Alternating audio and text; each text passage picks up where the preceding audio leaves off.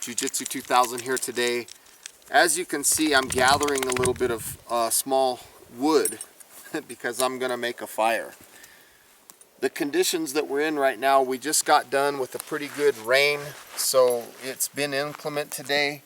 So I just want to share some simple principles that we can use to build a fire under these conditions. So I have a small bunch of sticks in my hand that are pencil size and smaller.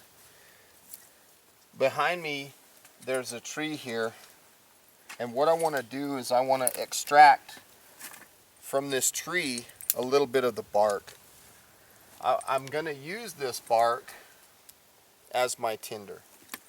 So when I first cut into the tree, you'll notice that some of this bark that peels off, I want to check it and see if it's wet or dry. And in this case, this piece, it feels fairly dry. So I'm going to just gather a little bit of this stuff for my fire. Some of these layers here, and sometimes the outer layers that I'm peeling at right now, sometimes they're going to be a little bit wet or damp. So if that happens, just pull them off and get the layers underneath. Try not to remove all the bark from a single tree. And what I mean by that is if you need a lot of tinder, try not to get it all off of one tree. Try to get it from several trees so that you don't damage one tree in particular. So now I have this bark, and what I want to do is I want to just kind of work it. And my plan is to make, I'm loosening up the fibers so that they have more airflow between the layers. And I want it to be the consistency of a bird's nest. Okay, so I'm just kind of working on these fibers, just loosening them up, kind of twist, break it a little bit and get it smaller, and just keep working on it.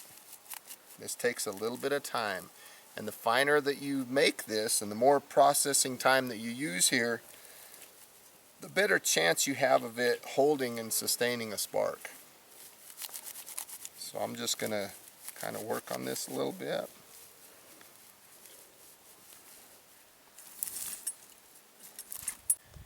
So I have a few pieces of wood down here that I've set down. This is going to be for my fire lay, and I'm still working on this material. I'm just kind of roughing this up, trying to make it as open as I can get it. And I can feel it right now that it's a little bit damp to the touch.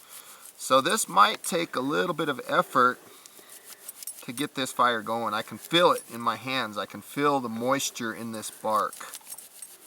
It's not bad, but it's not great either. So I'm just roughing this stuff up, just trying to make a good little bird's nest here. This is where I'm going to start my fire, hopefully. Over here I see on the ground, I see this little bit of these little weeds and stuff. I'm going to keep some of this stuff broke down and kind of nearby, along with some of this dry grass if I can find any of it, which is kind of hard right now because, like I said, it had just rained. So I'm just kind of looking. I'm going to dig into this tree a little bit more, and I'm going to get a little bit more of the inner bark, and hopefully find a good dry stick in here, a good dry spell. This one still feels a little bit damp. But I'm going to go ahead and keep working on this, processing this down, and I'll see you here in a second.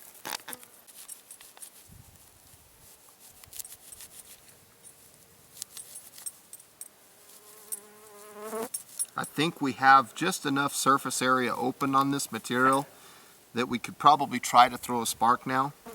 Now, I want to mention one thing. When I throw this spark, I'm already anticipating having to do a lot of work to get this fire going. And that's simply because I can feel the moisture in this bark. So once I get it going, I'm going to really have to baby it. Now, one thing that might help with that process is on the side of the tree here, there's these little tiny pieces of sap. See that in my hand there? I want to try to gather some of these, because if I have a marginal fire and it's not really going, I can lay these small chunks of sap on top of the ember, and sometimes that'll help with starting my fire. So I'm just going to gather some of these. Sometimes they're on the ground next to the tree from where the tree drops sap.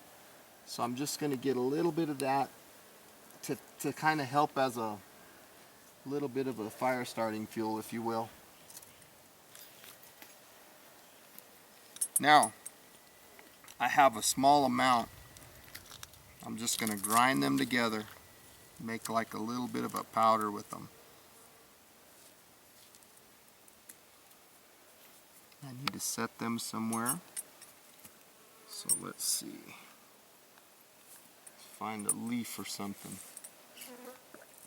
which I don't see anything like that. So I'll just go ahead and put it right in the middle of my lay for now. Now behind me, or should I say in my hand, you can see I have my ferro rod. And normally I would use my knife to strike the spark on the 90-degree spine. But today I want to show how it's pretty simple to use a piece of glass. I was out walking earlier and I found a small piece of glass laying around. And this works really good for getting that ferro rod spark. So I'm going to try this today.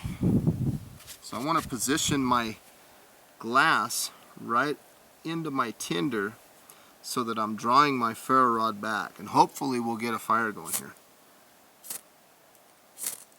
This tinder, like I said earlier, it's pretty marginal. Looks like I almost had it. Let me try to rough it up just a little more.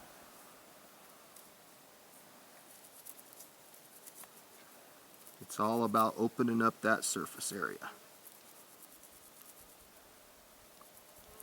Let's try it again.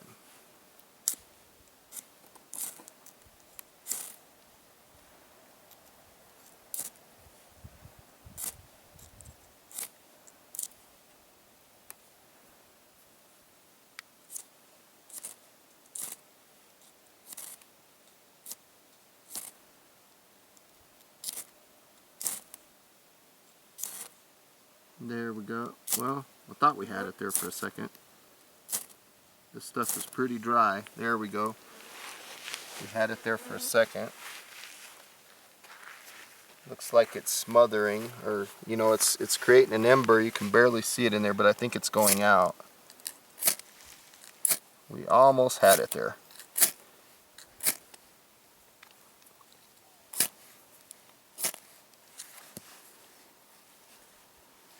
Went there for a second again.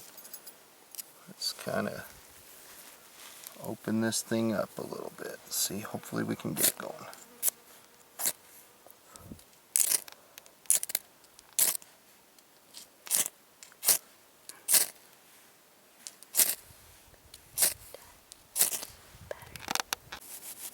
Well, I thought that I would loosen this up a little more in an effort to capture this very fine stuff that falls off the bottom. So that's kind of what I'm doing. I'm trying to get this airspace opened up between these fibers, and really what I'm wanting is this stuff underneath, this very light tinder that I'm producing. Hopefully that'll take a spark for me, because this thing is being a little bit stubborn right now. Again, this material, although it might look dry on the camera, it's not. It's a little bit damp, so I've kind of got an uphill battle here. Now when it comes to this glass, another thing that I forgot to mention earlier is this glass will only allow you so many strikes on it before it gets dull on the edge. If that happens and you have an option to break the glass and get another clean edge, sometimes that'll give you more life on your ferro rod as far as using the glass as a striker. So I got this stuff opened up, and hopefully we'll be able to capture an ember here and get this fire going.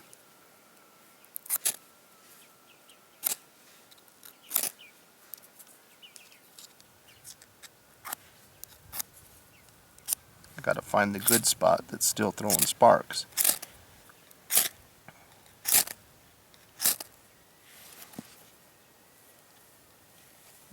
we have it. Baby fire.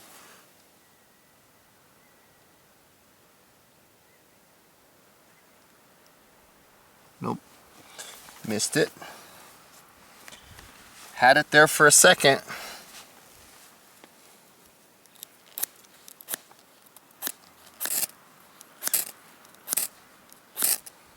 If this was like the summertime and we were not dealing with inclement conditions, we would have had this fire made probably on the first or second strike. But I like the challenge of coming out and trying these difficult fires simply to work on my techniques and try to get my techniques down. You know, it's all a learning process for me.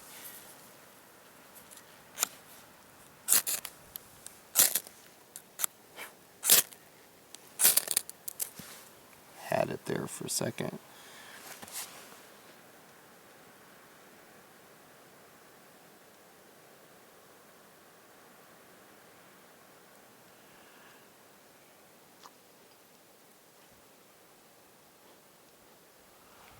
There's a baby ember, but I think we lost it. Let me try to put a strike into this and see if this maybe can get me going. Just kind of loosen up this stuff. Break this stuff up. This whole fire making thing is all about trying different strategies and different techniques and trying to figure out the balance that you need given the circumstances that you're in. Like ours, for example, today, inclement conditions. Just trying to practice with the techniques to try to get our fire going. I'll start to make my lay with my sticks.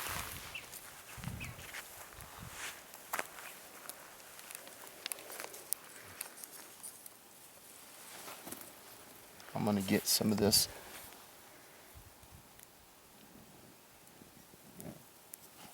stuff going. Nice and easy. I want to use the small sticks.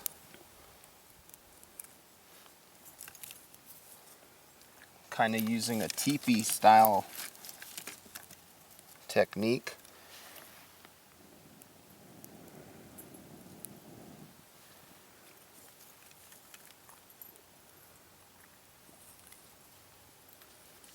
And in the meantime, while I'm waiting for that to go, I'm going to pull more bark off this tree here.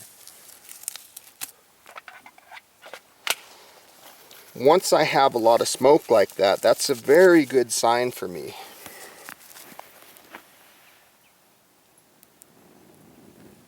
You can tell that I have a very good ember in there. So I'm just going to lay some of this on top. I want it to start to dry is what I want. The smaller the pieces, the better in the beginning, because those are going to be the ones they're going to capture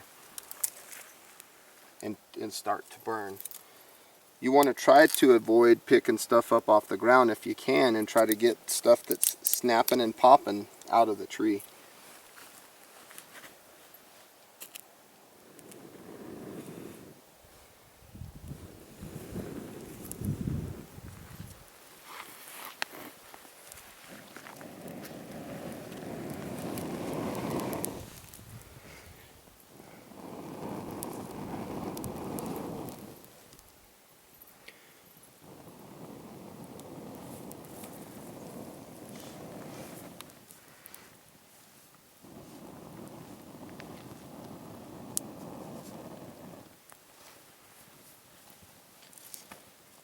Well, looks like we got our fire made. That was a difficult one. I want to say thank you for taking the time to hang out with me on the video today. You know, this is a very good learning process, you know, and sometimes these fires are difficult. Sometimes, you know, you don't have the perfect conditions, and that's the times that I like to come out the most. You know, I love using a ferro rod. You know, primitive fire, you know, bow and drill sets and hand drills and things like that. Those are good techniques to know. But in my personal opinion, I would rather have a ferro rod. Now you will see some videos in the future doing the fire bow and things like that on my channel, but you know, that's definitely a good technique to know. But anyway, again, I want to say thanks for watching. You know, feel free to comment on this video, feel free to like, share, thumbs up, subscribe if you like the content. And as always, have a beautiful day, and thanks for hanging out with me on this fire today.